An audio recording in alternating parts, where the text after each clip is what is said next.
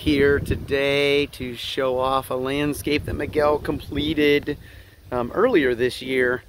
Really simple, open, not a lot of plants. Love the edging, love the decorative rock, not going to get a bunch of weeds. Fine line buckthorn, utilize the pots the customer had to finish this out. Love the bench. You don't have to water a bench very much. I've never had to shrub trim a bench. I love that too.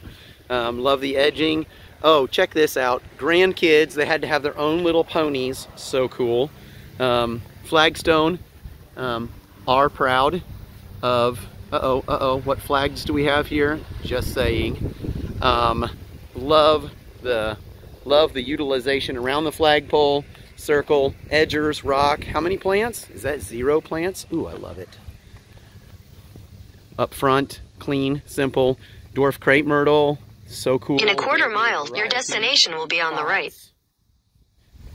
Entire landscape. Wow, I'm not a very good photographer here. Landscape, fine line, pots. Utilize an existing bush that was here for the landscape. Love this 12-inch soldier row.